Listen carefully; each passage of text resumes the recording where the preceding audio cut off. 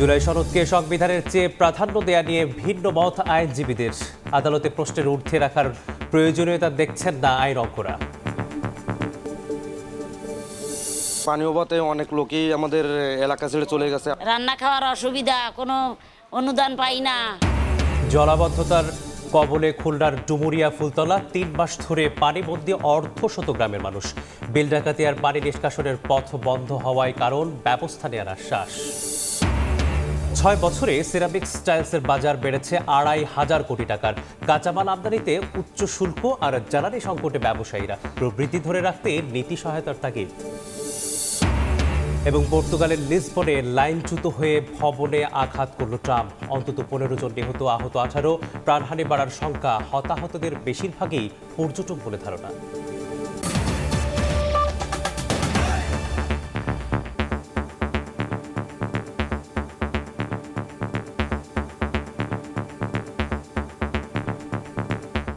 সকালের সময় সঙ্গে আছে আমি মেসবাহুল আলিফ।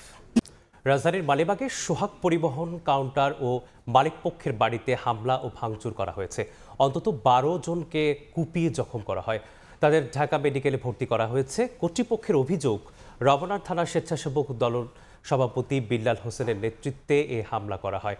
লুট করা হয় টাকা। সিসিটিভি ফুটেজ খতিয়ে দেখে হামলাকারীদের শনাক্তে কাজ চলছে বলে জানিয়েছে পুলিশ। ২১শে আগস্ট গ্রেনেড হামলা মামলায় তারেক রহমান, বাবর সহ সব আসামির খালাসের রায়ের বিরুদ্ধে রাষ্ট্রপক্ষের করা আপিলের রায় আজ।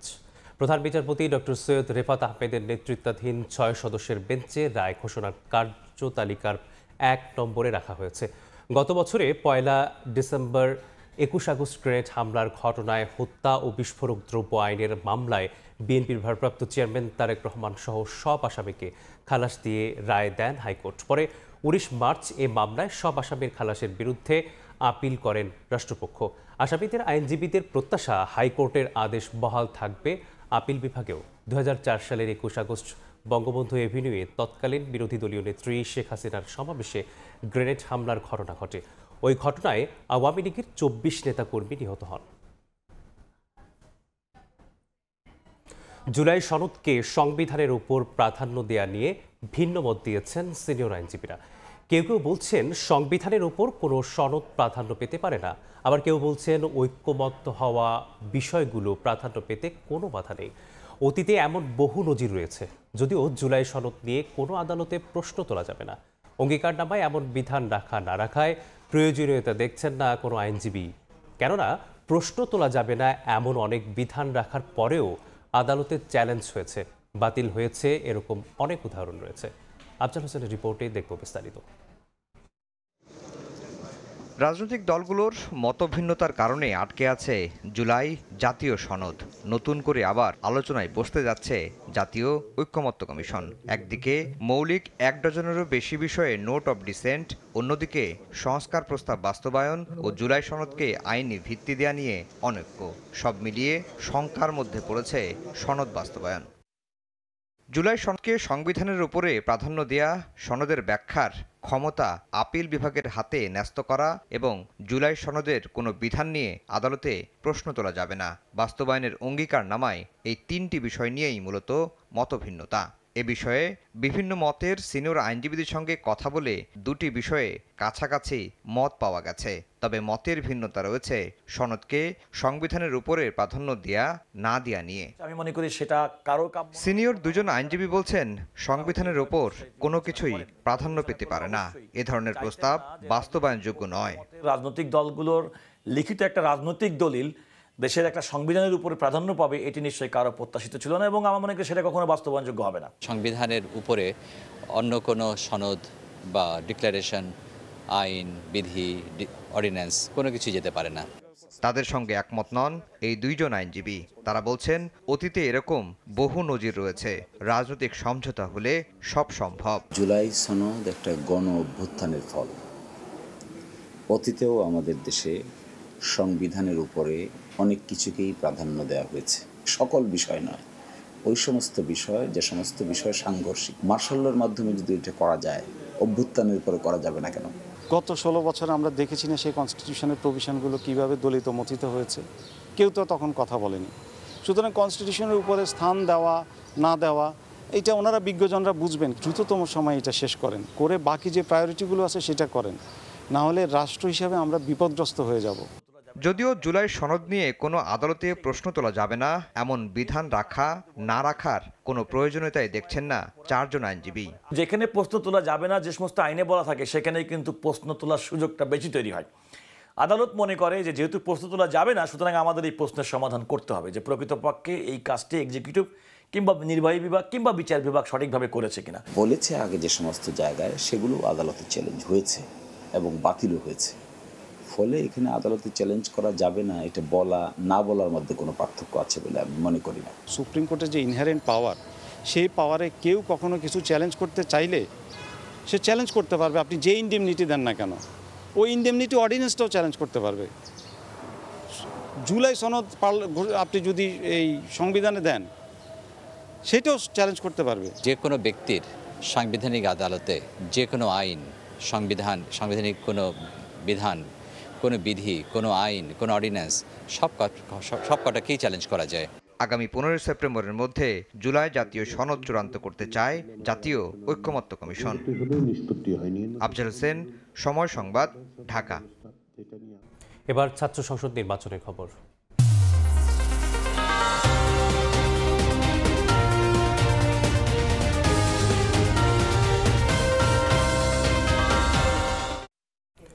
ডাকসু নির্বাচন ঘিরে পাল্টাপাল্টি অভিযোগে বাড়ছে উত্তাপ। 1973 সালের ডাকসু নির্বাচনের মতো এবারও ভোট বানচালের আশঙ্কা বৈষম্য বিরোধী শিক্ষার্থী সংসদ প্যানেলের। তবে ছাত্র শিবির সমর্থিত ঐক্যবদ্ধ শিক্ষার্থী জোট প্যানেল বলছে বানচালের ষড়যন্ত্র করে লাভ হবে না, নির্বাচন হবে যথাসময়ে। এদিকে সুষ্ঠু ভোট আয়োজনে চিফ রিটার্নিং অফিসারের কাছে বেশ কয়েকটি দাবি জানিয়েছে ছাত্রদল সমর্থিত প্যানেল। ঢাকা বিশ্ববিদ্যালয় কেন্দ্রীয় ছাত্র সংসদ ও হল সংসদ নির্বাচনের প্রচারণায় বুধবার সবার নজর ছিল ডাকসু নির্বাচন নিয়ে করা রিটের চূড়ান্ত রায়ের দিকে। 9 সেপ্টেম্বর ডাকসু নির্বাচনে বাধা নেই এমন রায়ে স্বস্তি নেমে আসে ক্যাম্পাসে।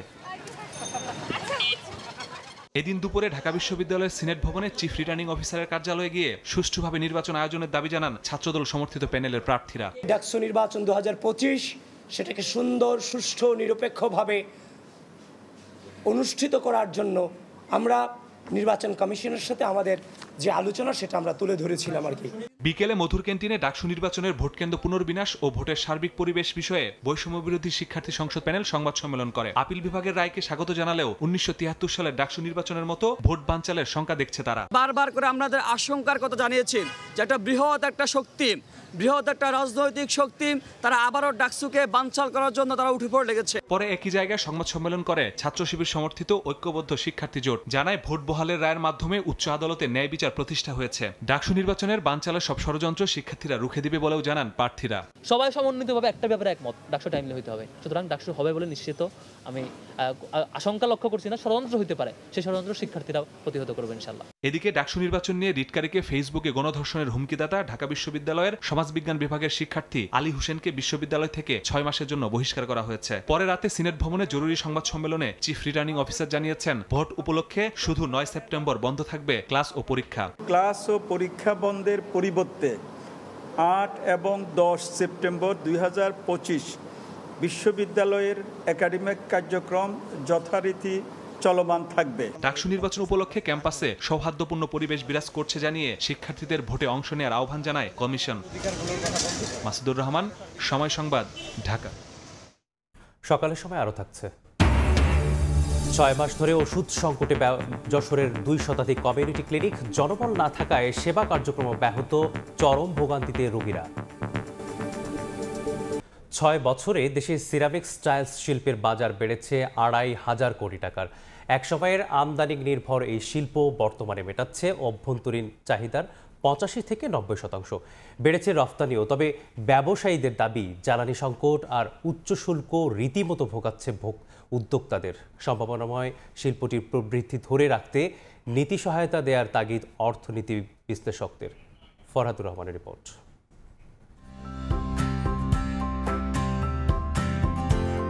একটা সময় ছিল যখন বাসাবাড়িতে সিঁড়ি কিংবা মেঝেতে ব্যবহার করা হতো মোজাইক পাথর। বদলে গেছে সময়, ডিজাইনের বৈচিত্র্য, ব্যবহারকারীর রুচিতে এসেছে ব্যাপক পরিবর্তন। মোজাইকের জায়গা দখল করেছে সিরামিক্সের টাইলস। 2002 এর পরের থেকে ম্যাসিভ ডেভেলপমেন্ট হয়েছে এবং এটা এখন এমন একটা স্টেজে আসছে we can fight with the imported tiles. 70-75টা হচ্ছে লোকাল টাইল আর 20-25টা হচ্ছে ফরেন টাইলসগুলো চলে। আমার বাসায় মোজাইকও আছে, সিঁড়িতে মোজাইক, কিন্তু দেখলাম যে মোজাইকের কালারটা কেমন যেন আস্তে আস্তে ফেড হয়ে যাচ্ছে। রুচির কিছু ব্যাপার আছে, আগের মানুষ অত ছিল না, আপডেট ছিল না এরকম।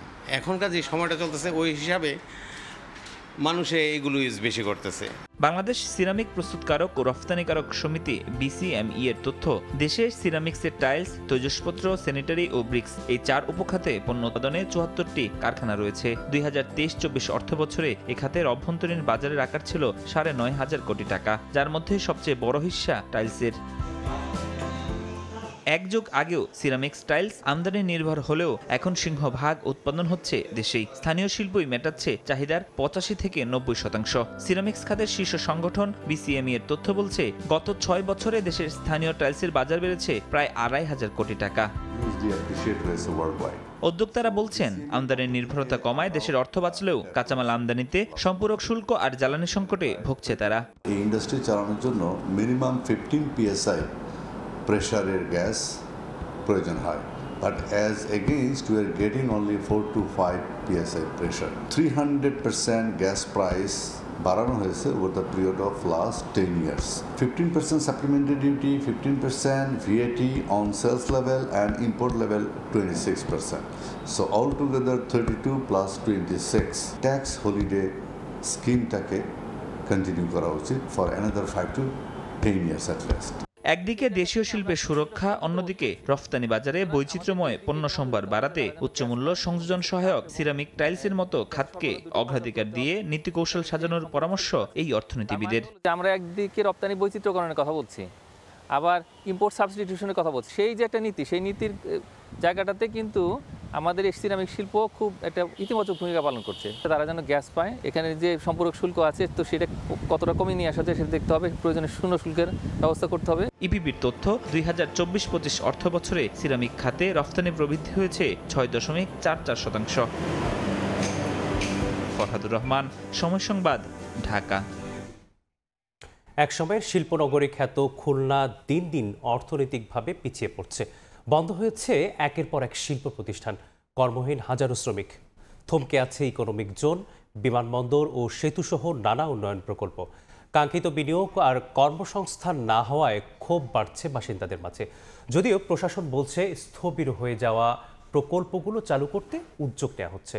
ক্যাবুল হোসেন কুচির তোলা ছবিতে আব্দুল আল মামুন রুপেলের প্রতিবেদন।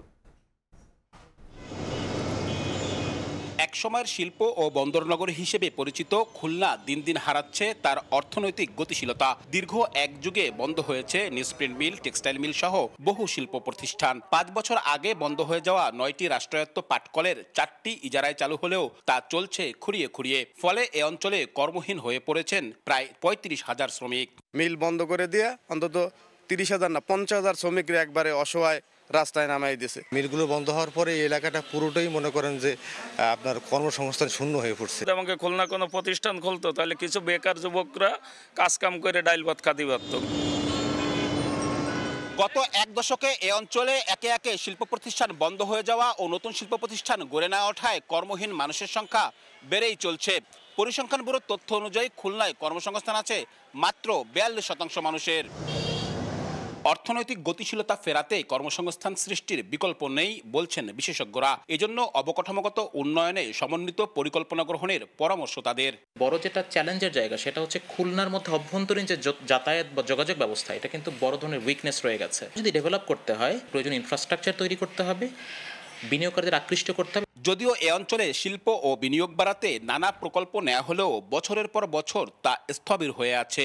2017 সালে ইকোনমিক জোনের উদ্যোগ হলেও স্থান নির্ধারণ জটিলতায় তা আলোর মুখ দেখেনি। ফলে ভোলা থেকে খুলনায় গ্যাস সরবরাহ প্রকল্প পিছিয়েছে। ভূমি অধিগ্রহণ শেষে সীমানা প্রাচীর নির্মাণ হলেও রামপালের বিমানবন্দর 4 বছর ধরে অগ্রগতি শূন্য। একইভাবে জেলার অন্তত 6টি সেতু প্রস্তাবনায় আটকে আছে। এসব কারণে কর্মসংস্থান ও অর্থনৈতিক অগ্রগতি ব্যাহত হচ্ছে বলে ক্ষুব্ধ নাগরিক নেতারা। যে সমস্ত প্রকল্পগুলো নেওয়া আছে আলোর মুখ দেখে নাই, সেগুলোকে আলোর মুখ দেখার জন্য যা যা পদক্ষেপ গ্রহণ করা দরকার সেই পদক্ষেপগুলো গ্রহণ করলে এটা কিন্তু উন্নয়নের একটা মাইল ফলক হিসেবে কাজ করবে। যদিও প্রশাসনের দাবি প্রকল্পগুলো নতুন করে চালু করতে উদ্যোগ নেওয়া হয়েছে। দক্ষ জনবল সৃষ্টিতে যে সমস্ত প্রকল্প নেওয়া দরকার সরকার কিন্তু সেই প্রকল্পগুলো নিচ্ছে এবং বাস্তবায়নের প্রক্রিয়াধীন রয়েছে। ৪,৩94 বর্গ কিলোমিটারের এই খুলনায় মোট জনসংখ্যা ২৬ লাখেরও বেশি। আব্দুল্লাহ আল মামুন রুবেল, সময় সংবাদ, খুলনা। চট্টগ্রাম রেল স্টেশনে পরিষ্কার পরিচ্ছন্নতা কার্যক্রম চালাচ্ছে সিটি কর্পোরেশন। এই মুহূর্তে সেখানে আছেন রিপোর্টার ফেরদৌস লিপি, সরাসরি যাচ্ছি তার কাছে। লিপি, আপনারা জানেন যে চট্টগ্রাম রেল স্টেশন সহ সারা দেশে যে রেল স্টেশনগুলো আছে এগুলো যেহেতু পাবলিক প্লেস, সে কারণে দেখা যায় যে পরিচ্ছন্নতার উপর একটা বিশেষভাবে গুরুত্ব দেওয়া হয়। তো আজকে চট্টগ্রাম রেল স্টেশনে পরিচ্ছন্নতার একটি বিশেষ অভিযান বা কর্মসূচি পালন করছেন এখানে যারা রেলের ঊর্ধ্বতন কর্মকর্তারা আছে। কিছুক্ষণের মধ্যে এটা আনুষ্ঠানিকভাবে উদ্বোধন হবে। যদিও রেলওয়ে স্টেশন কিংবা এর আশপাশে পরিচ্ছন্নতা এটা নিয়মিত কাজ, কিন্তু সচেতনতা তৈরি করার জন্য আবার বিশেষভাবে পরিচ্ছন্নতা যেন বজায় থাকে সে কারণে এই বিশেষ উদ্যোগ বলে আমাদেরকে এখানকার যারা ঊর্ধ্বতন কর্মকর্তারা আছে জানিয়েছেন। এবং নাগরিকদের মধ্যে যেমন সচেতনতা তৈরি করা দরকার, তেমনি কিন্তু যারা পরিচ্ছন্নতা কর্মী এখানে নিয়মিত কাজ করেন তাদের মধ্যে যেন একটা উৎসাহ এবং সচেতনতা আসে, এই কারণে বিশেষ উদ্যোগ এখানে নেওয়া হয়েছে। এবং তারা বলছেন যে প্রতি সপ্তাহের একটি দিনকে বিশেষভাবে তারা পরিচ্ছন্নতা যে কাজ সেই কাজের জন্য কিন্তু তারা এই যে আজকের যে কর্মসূচি সেই কর্মসূচি তারা আনুষ্ঠানিকভাবে উদ্বোধন করছেন। এবং আসলে যারা সাধারণ যাত্রী কিংবা যারা সাধারণ নাগরিকরা আছেন, বিশেষ করে বাংলাদেশে যে রেল স্টেশনগুলো সেই রেল স্টেশনগুলোকে নিয়ে কিন্তু বিশেষ পরিচ্ছন্নতা নিয়ে নানা ধরনের অভিযোগ কিন্তু সবসময় থাকে। মাঝে মাঝে যে বিব্রতকর অবস্থা সেটাও কিন্তু দেখা যায়, বা দেশের যে বড় বড় রেল স্টেশনগুলো আছে সেখানে যেমন অবকাঠামোগত উন্নয়ন করা হয়েছে কিন্তু সে তুলনায় পরিচ্ছন্ন রাখা কিংবা সেই স্থাপনাগুলো যত্ন নেওয়া সেগুলো আসলে অনেক কম হয়। সেই বিবেচনা করে রেলওয়ে কর্তৃপক্ষ কিন্তু যে চট্টগ্রাম যে রেলওয়ে স্টেশনগুলো সেই স্টেশনগুলো যেন পরিচ্ছন্ন থাকে এবং সেই পরিচ্ছন্নতা যেন সাধারণ মানুষ এবং যারা রেলওয়ে কর্মচারী কর্মকর্তা এবং পরিচ্ছন্নতা কর্মী তারা যেন বিশেষভাবে গুরুত্ব দেয়, সে কারণে কিন্তু এই বিশেষ যে পরিচ্ছন্নতা অভিযান সেটা আজকে আনুষ্ঠানিকভাবে চট্টগ্রাম রেল স্টেশন থেকে শুরু করছেন। তো এই ছিল আমার কাছে চট্টগ্রাম রেল স্টেশন থেকে সর্বশেষ। সরাসরি যুক্ত ছিলাম চট্টগ্রাম থেকে। খুলনার ডুমুরিয়া ফুলতলায় অবস্থিত দেশের অন্যতম বৃহৎ বিল ডাকাতিয়া সহ অর্ধশত গ্রামের মানুষ পানিবন্দী জীবন কাটাচ্ছেন। 3 মাসের বেশি সময় ধরে হাজার হাজার একর মাছের ঘের ও সবজি ক্ষেত পানিতে তলিয়ে আছে। জলাবদ্ধতা নিরসনে বিল ডাকাতিয়ার পানি নিষ্কাশনে পরিকল্পনার কথা জানিয়েছে পানি উন্নয়ন বোর্ড। আব্দুল হালিমের ক্যামেরায় তানজিম আহমেদের রিপোর্ট।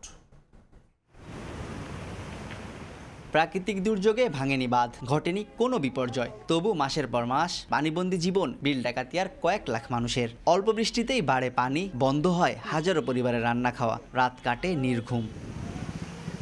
খুলনার ডুমুরিয়া ও ফুলতলা উপজেলার অর্ধশত গ্রাম নিমজ্জিত পানিতে, কোনো জায়গায় রাস্তাও পানির নিচে, তলিয়ে গেছে একাধিক বিদ্যালয় চত্বর। দীর্ঘদিনেও পানি না নামায় নষ্ট হয়ে গেছে কয়েক কোটি টাকার ফসল, ভেসে গেছে ঘেরের মাছ। অভাব অনটন আর রোগে শোকে দিন কাটছে স্থানীয়দের। জীবন বাঁচাতে ও সুস্থ থাকতে জলাবদ্ধতার স্থায়ী নিরসন ছাড়া দ্বিতীয় কোনো দাবি নেই তাদের। পানি অভাবে অনেক লোকই আমাদের এলাকা ছেড়ে চলে গেছে। রান্না খাওয়ার অসুবিধা, কোনো অনুদান পাই না, কি করে বসবাস করব? থাকতে পারবো না, এই দেশে ধান চালু হয় না, কিছু না, কি করে থাকবো? অনেকে অসুস্থ হয়ে যাচ্ছে দীর্ঘদিন পানিতে চলার কারণে। ডাক্তার ওখানে নিয়ে যাবো এরকম সুযোগ আমাকে নেই। ছেলে মেয়ের পড়াশোনারও কষ্ট, চলাফেরারও কষ্ট, বেড়িতে বাসে যায় প্রত্যেক বছর। বিল ডাকাতিয়ায় পানি নিষ্কাশনের একমাত্র মাধ্যম শোলমারী নদীর 10 ভেন্টে স্লুইস গেট। একাধিক প্রকল্পে বিভিন্ন সময় পানির প্রবাহ স্বাভাবিক রাখার চেষ্টা করা হলেও শোলমারী নদী মরে যাওয়ায় এবং স্লুইস গেটের সামনে অতিরিক্ত পলি জমায় ভয়াবহ জলাবদ্ধতা সৃষ্টি হয় জনপদে। তবে বিল ডাকাতিয়ার জলাবদ্ধতা নিরসনে নানা উদ্যোগ ও পরিকল্পনার কথা জানিয়েছে পানি উন্নয়ন বোর্ড। জলাবদ্ধতা নিরসনের জন্য একটা ফিজিবিলিটি স্টাডি চলমান রয়েছে। স্টাডির সুপারিশের আলোকেই প্রকল্পটা প্রণয়ন করা হবে, যাতে এই বৃহত্তর বিল ডাকাতি এলাকার জলাবদ্ধতা নিরসন করা সম্ভব হয়। পানি নিষ্কাশন করা গেলে বিল ডাকাতিয়ায় 30,000 হেক্টর জমিতে চাষাবাদ সম্ভব হবে। প্রকল্প যায়, প্রকল্প আসে, হাজার কোটি টাকা ব্যয়ও হয়, তবে সুফল মেলে না জনপদে। তবুও এই অঞ্চলের মানুষ আশায় বাঁচে অভিশাপ হয়ে ওঠা বিল ডাকাতিয়া আবারও আশীর্বাদে রূপান্তর হবে। খুলনা থেকে তানজিম আহমেদ, সময় সংবাদ। যশোরের কমিউনিটি ক্লিনিকগুলোতে প্রায় 6 মাস ধরে ওষুধ পাচ্ছে না রোগীরা।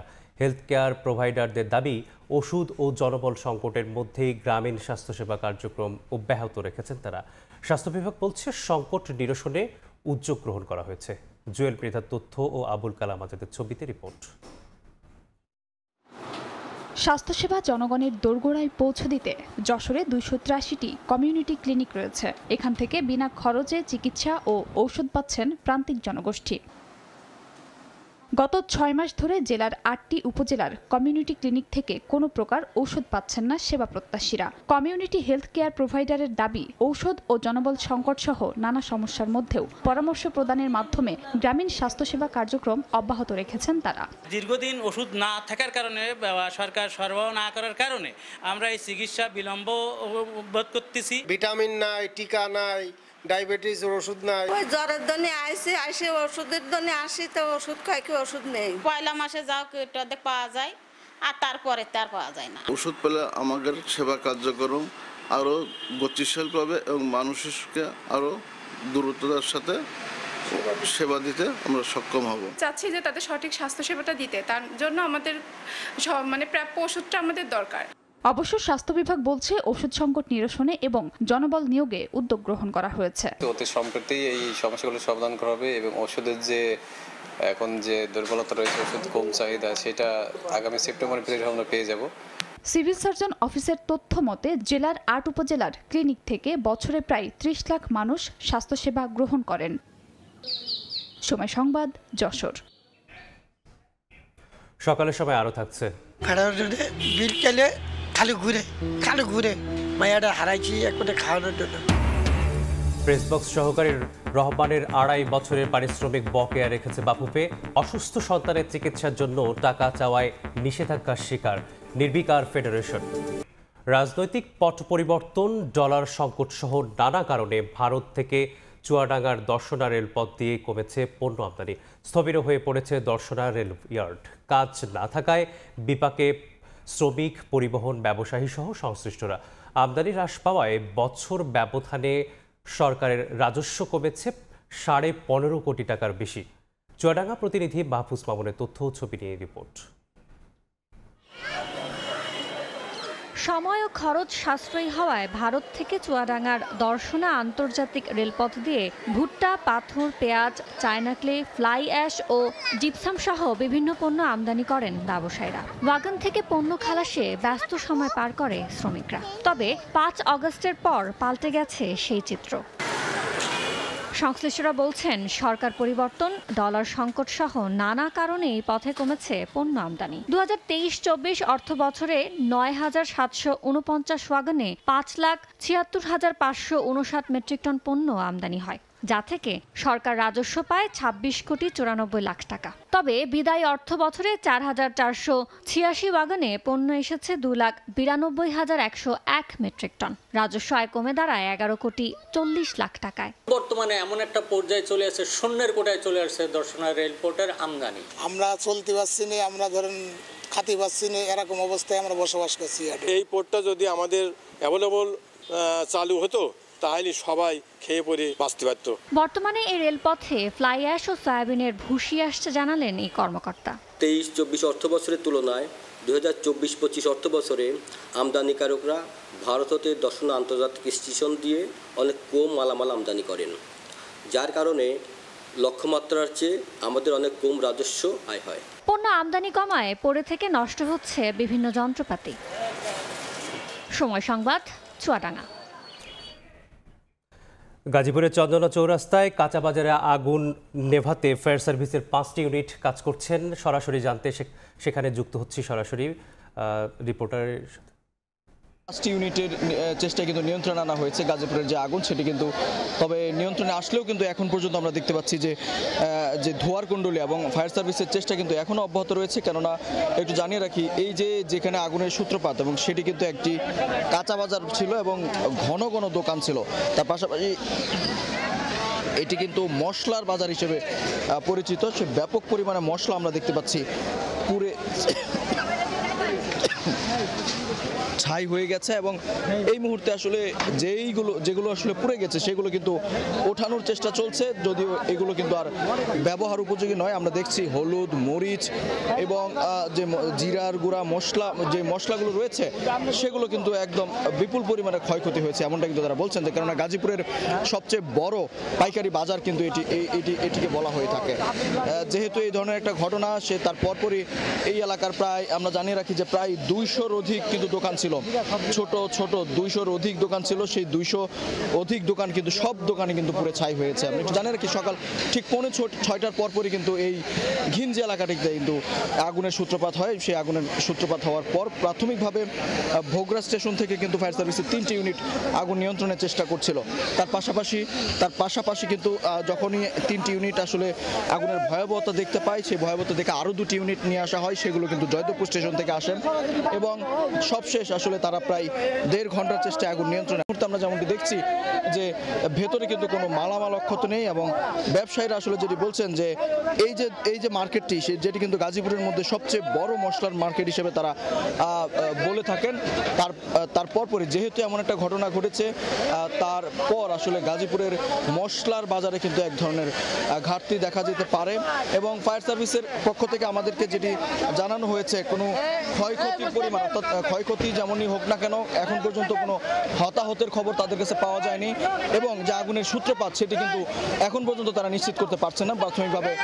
প্রাথমিকভাবে বৈদ্যুতিক শর্ট সার্কিট কিন্তু ধারণা করা হচ্ছে, তবে নিশ্চিত করে এখনো বলা যাচ্ছে না। সুতরাং আগুন নিয়ন্ত্রণে আসলেও এখনো কিন্তু ফায়ার সার্ভিসের পানি দেয়া এবং ধোয়ার যে কুণ্ডলী কিছুক্ষণ পরপরই কিন্তু সে আগুন আবারও উঠছে। তো এই ছিল গাজীপুরের আগুনের সবশেষ তথ্য আমার কাছে। যুক্ত ছিলাম গাজীপুর থেকে। 5 বছর পার হলেও শেষ হয়নি মাগুরা শ্রীপুর সড়ক উন্নয়ন প্রকল্পের কাজ। জমি অধিগ্রহণ জটিলতায় প্রকল্পে স্থবিরতা। নবগঙ্গা নদীর উপর সেতু নির্মাণ হলেও পড়ে আছে অকেজো হয়ে। সংযোগ সড়ক না থাকায় সরকারের কোটি কোটি টাকা গচ্ছা। কর্তৃপক্ষের দাবি দ্রুত শেষ হবে অবশিষ্ট কাজ। লোটাস রহমান সোহাগের রিপোর্টে থাকছে বিস্তারিত। মাগুরা শহরের পান্নানদুয়ালি এলাকা থেকে নিজদানদুয়ালি হয়ে মাঠবাড়ি পর্যন্ত বাইপাস সড়ক নির্মাণ কাজ শুরু হয় 2020 সালের আগস্ট মাসে। 5 বছর পার হলেও শেষ হয়নি কাজ। ভূমি অধিগ্রহণের জটিলতা, ঠিকাদারি প্রতিষ্ঠানের অবহেলায় অচল হয়ে পড়ে আছে প্রকল্পটি। কোটি কোটি টাকা বরাদ্দ থাকা সত্ত্বেও দৃশ্যমান অগ্রগতি নেই। এতে মানুষের প্রত্যাশার প্রকল্প এখন পরিণত হয়েছে দুর্ভোগে। স্থানীয়দের অভিযোগ, সড়ক নির্মাণ শুরু হলেও মাঝখানে রয়ে গেছে বিদ্যুতের খুঁটি। এমনকি নবগঙ্গা নদীর উপর সেতু নির্মিত হলেও দুপাশে সংযোগ সড়ক না থাকায় সেটিও অকার্যকর। এছাড়া পাওনা টাকা বুঝে না পাওয়ারও অভিযোগ রয়েছে জমি মালিকদের। দ্রুত প্রকল্পের কাজ শেষ করার দাবি স্থানীয়দের। 5 বছর যাবত এইভাবে পড়ে আছে। আপনার এই সাইডে রাস্তা হয় না, ওই সাইডে রাস্তা হয় না, আপনার রাস্তা পাকা হয় না। এগুলো যে কি পরিমাণ ভোগান্তি। ব্রিজ কমপ্লিট কিন্তু ব্রিজের যে উঠবে সে কমপ্লিট হয় নাই, ঠিক আছে। রাস্তাটা চলাচল না হওয়ার কারণে আমরা যারা স্থানীয় যারা আছে আমরা ভুক্তভোগী হচ্ছে। কেসের ঝামেলার জন্য কাজটা বন্ধ হয়েছে। আমরা আশা করি যে এই জায়গার কাজটা হয়ে যাক, দ্রুত রাস্তাটা যাক। রাস্তাটা হয়ে গেলে জনগণও ভালো, সকলের ভালো। জটিলতার কারণে কাজের দীর্ঘসূত্রিতার বিষয়টি স্বীকার করে জেলা প্রশাসন বলছে সড়ক বিভাগকে জমি বুঝে দেওয়া হয়েছে, আর সড়ক বিভাগ বলছে নতুন করে দরপত্র আহ্বান করা হবে। টেন্ডার হয়ে গেলে নতুন ঠিকাদার এসে কাজ করলে শুরু করলে হয়তো বা এটার কাজের গতি আরও বৃদ্ধি পাবে। তো মামলাজনিত কিছু আছে, এটা কোর্ট থেকে যখন ফয়সালা হয়ে আসবে তখন সেই অনুযায়ী তারা ক্ষতিপূরণ পাবে, কিন্তু এটা কোনো বড় বাধা হয়ে দাঁড়াবে না। প্যাকেজ সংশোধনের মাধ্যমে আমাদের হায়ার অথরিটির কাছে পাঠিয়েছি, সেটা অনুমোদন হলে আমরা যে পরবর্তী যে বাকি কাজ সেটার ইনশাআল্লাহ আমরা দরপত্র আহ্বান করব এবং এই প্রকল্প সমাপ্ত করতে পারব। প্রকল্পটির কাজ শেষ হওয়ার কথা ছিল 2022 সালের জুনে, তবে নানা জটিলতায় কাজের মেয়াদ বাড়ানো হয়েছে 2026 সালের জুন পর্যন্ত। লোটাস রহমান সোহাগ, সময় সংবাদ, মাগুরা। সার সংকটে বিপাকে পড়েছেন মেহেরপুরের কৃষকরা। চাহিদার তুলনায় মিলছে সিকিভাগ, তাও আবার বস্তা প্রতি 500 টাকা পর্যন্ত বাড়তি দরে কিনতে হচ্ছে কৃষকদের। যদিও বাড়তি দামের অভিযোগ নাকচ করেছেন ডিলাররা। দ্রুত সংকট সমাধানের আশ্বাস দিয়েছে স্থানীয় কৃষি বিভাগ। বেনিয়ামিনের তথ্য ও ছবিতে রিপোর্ট। মেহেরপুর সদর উপজেলার ঝাঁঝা গ্রামের কৃষক আসাদুল হক নিজের 2 বিঘা জমিতে ধান চাষের জন্য পটাশ কিনতে গিয়ে পেয়েছেন চাহিদার সিকিভাগ। প্রত্যেকটা গোডাউনে সার লোড করা আছে, কিন্তু এরা দাম বাড়ি সার বিক্রি করছে ব্ল্যাকে। 5 বছর যাবত এই ভাবে পড়ে আছে। আপনার এই সাইডে রাস্তা হয় না, ওই সাইডে রাস্তা হয় না, আপনার রাস্তা পাকা হয় না। এগুলো যে কি পরিমাণ ভোগান্তি। কেসের ঝামেলার জন্য কাজ দাম বাড়ি সার বিক্রি করছে ব্ল্যাকে। শুধু আসাদুল নয়, সার পেতে হিমশিম খাচ্ছে অন্য কৃষকরাও। তার উপর মানা হচ্ছে না সরকার নির্ধারিত দরও। কৃষকদের অভিযোগ, টিএসপি, ডিএপি ও এমওপি সহ অন্যান্য সার প্রতি বস্তায় 200 থেকে 500 টাকা বাড়তি দিয়ে কিনতে হচ্ছে। এতে বাড়বে উৎপাদন খরচ। যে পরিমাণ সার প্রয়োজন সেরকম সার আমরা পাচ্ছি না। 500 টাকা বস্তায় পাওয়া যাচ্ছে না, তাহলে কোনটাই কিনবো বলেন? আগে নিতাম 700 টাকায় আমার সার হতো, সে সারটা এখন আপনার 1350 টাকা লাগে। চাহিদার তুলনায় বরাদ্দ কম থাকায় সারের সংকট দেখা দিয়েছে বলে দাবি ডিলারদের। কিছু কিছু সার ব্যবসায়িক আছে, তারা বেশি টাকা দিয়ে কিনে নিয়ে আসে, বেশি টাকা দিয়ে বেচে। 50%ও আমরা পাইনি, 50% তারও কম পাই, যার জন্য আমরা পূরণ করতে পারি। আর আমরা আমাদের যেটা এনে দেবে আমরা সেটা বিতরণ করি। তবে কৃষি বিভাগ বলছে সারের পর্যাপ্ত মজুদ রয়েছে। কৃষকদের অভিযোগের প্রেক্ষিতে ব্যবস্থা নেওয়ার আশ্বাস দিলেন এই কর্মকর্তা। অভিযোগ পাই অবশ্যই উপজেলা প্রশাসন আছে, জেলা প্রশাসন, তাদের মাধ্যমে মোবাইল কোড করে শাস্তি জানানো হবে। কৃষি বিভাগের তথ্যমতে মেহেরপুরে এবার টিএসপি ও ডিএপি সারের চাহিদা ধরা হয়েছে 31,660 মেট্রিক টন। বেনিয়ামিন, সময় সংবাদ, মেহেরপুর।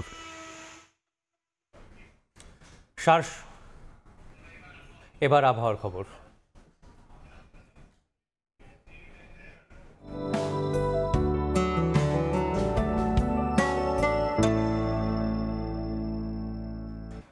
দেখে নেব এখনকার বাতাসের মানসূচক।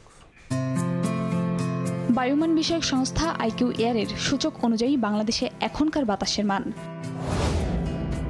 ঢাকা বিভাগের বায়ুর মান 75, যা সন্তোষজনক, বাতাসের আর্দ্রতা 91%। চট্টগ্রাম বিভাগে বায়ুর মান 53, এটি সন্তোষজনক, বাতাসের আর্দ্রতা 89। রাজশাহী বিভাগে বায়ুর মান 67, যেটি সন্তোষজনক, আর্দ্রতা 94। সিলেট বিভাগে বায়ুর মান 28, এটি ভালো, বাতাসের আর্দ্রতা 93%। খুলনা বিভাগের বায়ুর মান 55, যা সন্তোষজনক, বাতাসের আর্দ্রতা 95। বরিশাল বিভাগে বায়ুর মান 53, এটিও সন্তোষজনক, আর্দ্রতা 89। রংপুর বিভাগের বায়ুর মান 68, এটিও সন্তোষজনক, বাতাসের আর্দ্রতা 85। ময়মনসিংহ বিভাগের বায়ুর মান 64, এটিও সন্তোষজনক, বাতাসের আর্দ্রতা 87%। সারা দেশে বায়ুর মান সবচেয়ে ভালো সিলেটে 28, আর সবচেয়ে খারাপ ঢাকায় 75। লোকবল সংকটে ধুঁকছে কুষ্টিয়ার সরকারি পশু চিকিৎসালয়। ঘণ্টার পর ঘণ্টা অপেক্ষা করতে হয় কৃষক ও খামারিদের। মিলছে না কাঙ্ক্ষিত ওষুধও। হিমশিম অবস্থা জেলা প্রাণী সম্পদ বিভাগের। বাবুল হোসেনের ক্যামেরায় এস এম রাশেদের রিপোর্ট। দক্ষিণাঞ্চলের মধ্যে পশুপালনের অন্যতম জেলা কুষ্টিয়া। 12 লাখ গবাদি পশুর জন্য জেলায় রয়েছে মাত্র একটি সরকারি পশু হাসপাতাল। চিকিৎসক সহ বিভিন্ন পদে 66 জন জনবল কথা থাকলেও আছেন মাত্র 28 জন। এতে পশু চিকিৎসা সেবা নিতে আসা কৃষক ও খামারিদের ঘন্টার পর ঘন্টা অপেক্ষা করতে হয়। হাসপাতালে এসে আরও বেশি অসুস্থ হয়ে পড়ে গবাদি পশু। মিলছে না কাঙ্ক্ষিত ওষুধও। আমার ছাগলের হার্নিয়া হয়েছে, হার্নিয়া অপারেশনের কারণে আইছিলাম। সরকারি পশু হাসপাতালে ছাগল নিয়ে আইছি, 2টা ওষুধ দিল আর 2টো বাইরেতে কিনতে বললো। আমরা গরিব মানুষের সরকারের কাছ থেকে এটা দাবি যে যেন একটু ওষুধটা বেশি দেয়। ভেটেরিনারি সার্জনের পদগুলো প্রদানের মাধ্যমে সমস্যা দূর করা হবে বলে জানান জেলা প্রাণী সম্পদ কর্মকর্তা। একজন করে ভেটেরিনারি সার্জনের পক্ষে গোটা উপজেলার প্রাণীর চিকিৎসা দেওয়া খুবই কঠিন। আমরা ঊর্ধ্বতন কর্তৃপক্ষের দৃষ্টি আকর্ষণ করেছি অনেকবারই আমাদের ডাক্তার পদায়ন করার জন্য। পদায়ন করলে এই সমস্যাটার সমাধান দূর হবে। জেলা প্রাণী সম্পদ অফিসের তথ্য মতে জেলায় প্রায় 48,000 পশুপালনের খামার রয়েছে। এস এম রাশেদ, সময় সংবাদ, কুষ্টিয়া। এবার দেশের বাইরের খবর। পর্তুগালের রাজধানী লিসবনে ট্রাম দুর্ঘটনায় 15 জন নিহত হয়েছেন। আহত হয়েছেন 18 জন। তাদের মধ্যে বেশ কয়েকজনের অবস্থা আশঙ্কাজনক বলে জানিয়েছে সংশ্লিষ্টরা। বুধবার স্থানীয় সময় বিকেলে গ্লোরিয়া এলিভেটর নামে ট্রামটি লাইনচ্যুত হয়ে ভয়াবহ এই দুর্ঘটনা ঘটে। হতাহতদের বেশিরভাগই পর্যটক বলে ধারণা করা হচ্ছে। তারিকুল হাসান আশিকের রিপোর্টে থাকছে বিস্তারিত। বুধবার স্থানীয় সময় বিকেলে পর্তুগালের রাজধানী লিসবনে ঘটে যায় ভয়াবহ এক দুর্ঘটনা। দেশটিতে পর্যটকদের কাছে জনপ্রিয় ঐতিহ্যবাহী ট্রাম এলিভাদোর দ্য গ্লোরিয়া লাইনচ্যুত হয়ে আঘাত হানে পাশের একটি ভবনে। মুহূর্তেই দুমড়ে মুচড়ে যায় ৪৩ জন যাত্রী ধারণ ক্ষমতা সম্পন্ন ট্রামটি। খবর পেয়েই ঘটনাস্থলে পৌঁছায় দমকল বাহিনী ও উদ্ধারকারীরা। ভয়াবহ এই ট্রাম দুর্ঘটনায় এখন পর্যন্ত ১৫ জন নিহত হয়েছেন বলে জানিয়েছে সংশ্লিষ্টরা। আহতদের উদ্ধার করে লিসবনের কয়েকটি হাসপাতালে পাঠানো হয়েছে। তাদের মধ্যে বেশ কয়েকজনের অবস্থা আশঙ্কাজনক বলে জানানো হয়েছে সংশ্লিষ্টদের পক্ষ থেকে। এই ঘটনায় গভীর শোক জানিয়েছেন দেশটির প্রেসিডেন্ট মার্সেলো রেভেলু ডি সাউজা। সেই সাথে জরুরি ভিত্তিতে দুর্ঘটনার কারণ অনুসন্ধানের আশ্বাস দেন তিনি। ১৮৭৩ সালে পর্তুগালের রাজধানী লিসবনের অন্যতম গুরুত্বপূর্ণ গণপরিবহন হিসেবে ব্যবহৃত হয়ে আসছে হলুদ ট্রাম। পর্যটকদের কাছেও ব্যাপক জনপ্রিয় এ বাহন। তবে ট্রামের দীর্ঘ সময়ের ইতিহাসে এমন দুর্ঘটনা কখনো ঘটেনি বলে জানায় সংশ্লিষ্টরা। তারিকুল হাসান আশিক, সময় সংবাদ, লিসবন, পর্তুগাল। বিদেশি নাগরিকত্বে বড় ধরনের আইনের পরিবর্তনের ঘোষণা দিল ভারত। এবার প্রতিবেশী পাকিস্তান, আফগানিস্তান ও বাংলাদেশ থেকে ধর্মীয় কারণে ভারতে প্রবেশ করা অমুসলিমদের নাগরিকত্ব দেওয়ার সিদ্ধান্ত নিয়েছে মোদী সরকার। বিশ্লেষকরা বলছেন, সরকারের নতুন সিদ্ধান্তে আগের বিতর্ক থেকে কিছুটা হলেও রেহাই মিলবে। সুব্রত আচার্যের রিপোর্ট। পাকিস্তান, আফগানিস্তান ও বাংলাদেশ থেকে ধর্মীয় কারণে ভারতে প্রবেশ করা অমুসলিমদের নাগরিকত্ব দেওয়ার বিষয়ে সিদ্ধান্ত নিয়েছে মোদী সরকার। ২০২৪ সালের ৩১ ডিসেম্বর পর্যন্ত ধর্মীয় কারণে পাসপোর্ট নিয়ে যারা ভারতে প্রবেশ করেছেন তাদের ভিসার মেয়াদ শেষ হলেও দেশ থেকে বিতাড়ন করবে না প্রশাসন। তারা যদি ভারতের নাগরিকত্বের জন্য আবেদন করেন তবে সেটিও গ্রহণ করা হবে বলে জানিয়েছেন সংশ্লিষ্টরা। ১ সেপ্টেম্বর এ সংক্রান্ত একটি সরকারি বিজ্ঞপ্তি প্রকাশ করা হলেও বুধবারই দেশটির গণমাধ্যমে বিষয়টি প্রচারিত হয়। এতে নতুন করে সৃষ্টি হয় আলোচনা। এর আগে ভারতের নাগরিকত্ব সংশোধনী আইন বা সিএএ কার্যকর হয় ২০১৯ সালের ১২ ডিসেম্বর। কিন্তু সেই আইনের নানা ধারা উপধারা বিশ্লেষণ শেষে ২০২৪ সালের মার্চ মাসে আইনটি চূড়ান্ত করে বাস্তবায়নের পাশাপাশি নাগরিকত্ব দেওয়ার প্রক্রিয়া শুরু হয়। বিশ্লেষকরা বলছেন, সম্প্রতি বিহারের ভোটার তালিকা থেকে বিপুল সংখ্যক ভোটারকে বাদ দেওয়া হয়েছে। সেই সংখ্যা ৬৫ লাখের বেশি। এতে তোপের মুখে পড়ে মোদী সরকার। ভোটার তালিকার নিবিড় সংশোধনী কর্মসূচিতে ১৯৮৭ সাল থেকে ২০০৪ সালের মধ্যে জন্ম নেওয়া ব্যক্তির বাবা মায়ের জন্মসনদ দাখিল বাধ্যতামূলক করা হয়েছে। এতে পশ্চিমবঙ্গ, ত্রিপুরা ও আসামের মতো রাজ্যগুলোতে প্রতিবেশী দেশ থেকে প্রবেশ করা অমুসলিমরা চরম আতঙ্কে পড়েন, যারা সেই সময়ের পরে নানা কারণে ভারতে বসবাস শুরু করেছিলেন। এই ইস্যুতে বিজেপির ভোট ব্যাংকে প্রভাব ফেলতে পারে বলেই কেন্দ্রীয় সরকার নতুন এই বিজ্ঞপ্তি জারি করেছে বলে মনে করছেন অনেকে। সুব্রত আচার্য, সময় সংবাদ, ভারত। ২.৫ বছর ধরে প্রেস বক্স সহকারী আব্দুর রহমানের পারিশ্রমিকের টাকা বকেয়া রেখেছে ফুটবল ফেডারেশন। মাত্র ১,০০০ টাকা থেকে যা এখন লাখ টাকার কাছাকাছি।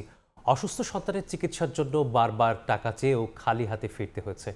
এক পর্যায়ে তার ফেডারেশনে প্রবেশে নিষেধাজ্ঞা দেয় বাফুফের হিসাব বিভাগ। এমনকি সহযোগিতা করেননি সাধারণ সম্পাদকও। বিষয়টি জানার জন্য যোগাযোগের চেষ্টা করা হলেও কোনো সাড়া দেননি ইমরান হোসেন তুষার। 5টা বাতি চলে খাওয়ান দরকার, খাওয়ানো যে মেন, এই খাওয়ানোর জন্য কত কষ্ট আমি নিজে বুঝি। ফেডারেশনে বিল চাইলে খালি ঘুরে মায়াটা হারাইছি এক করে খাওয়ানোর জন্য। খাওয়ান ঠিক করে খাওয়াতে পারি নাই। ভালো জিনিসটা খাইবো, একটা ভাত একটা খাবার দিয়ে খাইবো ভালো, এটা পারি নাই। সন্তান হারা পিতার এই আকুতির কোনো জবাব কি আছে ফুটবল ফেডারেশনের? এর মূল্য কি দিয়ে পরিশোধ করবে বাফুফে? সব পাওনা একবারে পরিশোধ করলেও তো আর ফিরে আসবে না ক্ষুধার কষ্ট সহ্য করতে না পেরে পৃথিবী থেকে বিদায় নেয়া রহমানের সন্তান। আবারও জীবনের কঠিন পরিস্থিতির সম্মুখীন বাফুফের এই প্রেস বক্স সহকারী। গুরুতর অসুস্থ হয়ে সন্তান ভর্তি নোয়াখালী শিশু হাসপাতালে। এবারও ফেডারেশনের কাছে পারিশ্রমিকের পাওনা টাকা চেয়েও পাননি তিনি। তার বিলটা দেন, আমার বাচ্চার অসুস্থ, হঠাৎ করে হয়ে গেছে গা। আমি অনেকবার অ্যাকাউন্টে গেছি, তাই যাবো স্যার আমার আগের বিলগুলো পাবো না। বলো আমার দেখি করতে অনেকবার খাটালো, এই করতে করতে করতে আমি চেক করে কম্পিউটার সমস্যা, কম্পিউটার নষ্ট, ঠিক করে ইয়া করুক, অনেক কথা অনেক কিছু করে। প্রেস বক্সে সহকারী কাজ করে ম্যাচ প্রতি 800 থেকে 1000 টাকা পান রহমান। ফেডারেশনের সঙ্গে হওয়া চুক্তিপত্রে স্পষ্ট উল্লেখ আছে তা পরিশোধ করতে হবে 1 সপ্তাহের মাঝে, অথচ 1 মাস 2 মাস করে পার হয়েছে 2.5 বছর। 1000 টাকা থেকে রহমানের পাওনা পৌঁছে গেছে লাখ টাকার কাছে। 80-90 এরকম 1 লাখ মতো বিল পাবো, কোনো বাকিগুলো তো বিল হারায় লাগছে, এই বিলগুলো বিচারা পাই না। ফটোকপি চার্জে দিচ্ছি, অনেক বিল আসলো, মানে পাইতেছি না। যেটি বিলটা আমার যেটি ফটোকপি করি নাই তো আমার ইচ্ছে কত পাবে বাবা করতে করতে অনেক পারিয়ে গেল গা। বাফুফের মিডিয়া ম্যানেজারের স্বাক্ষর করা একটি বিল নিয়ে সম্প্রতি হিসাব বিভাগে গিয়েছিলেন রহমান। সঙ্গে ছিল অনূর্ধ্ব 20 নারী চ্যাম্পিয়নশিপ সহ আরও কিছু বকেয়া। বারবার অর্থ দাবি করায় এবার ফেডারেশনেই তার ঢোকার পথ বন্ধ করে দিয়েছে হিসাব বিভাগ। এখন গেছি গিয়ে আমি টাকা চাইলাম কেন, একজন স্টাফ দিয়ে কি লম্বা ঢুকতে দিবে না, তখন আমি আয় বসছি। এখন আমি গেছি, আমি তো টাকা স্যার আমার বিলের কী অবস্থা, জানলে কি অপারেট গেলো চাকরি চাপের খুঁজে স্যার আমি বিলে অনেক আগে নির্বাচন আগে বিল পাই, স্যার আপনি একটু দেখেন। ঠিক আছে, আর অফিসে দেওয়া হয় না। অভিযোগ আছে রহমানের পাওনা টাকা পরিশোধে গাফিলতি আছে সাধারণ সম্পাদকের। এই বিষয়ে বারবার যোগাযোগের চেষ্টা করা হলেও কোনো সাড়া দেননি ইমরান হোসেন তোষার।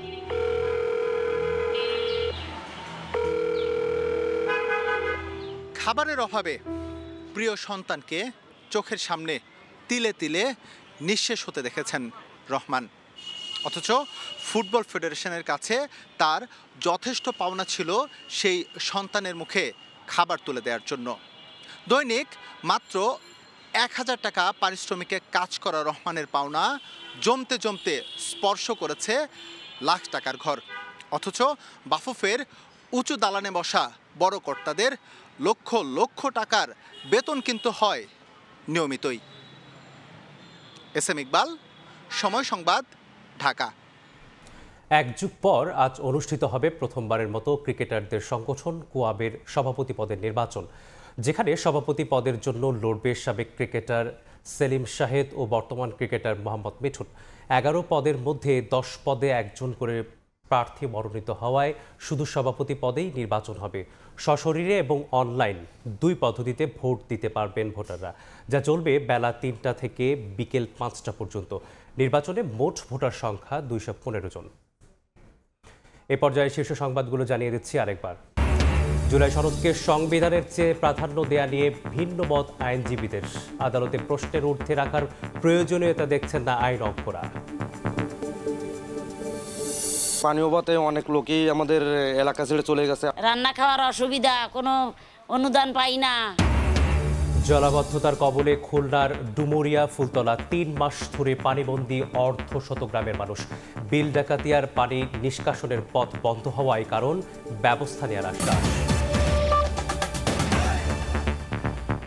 এই ছিল সকালের সময়ে, সঙ্গেই থাকুন সময়ের।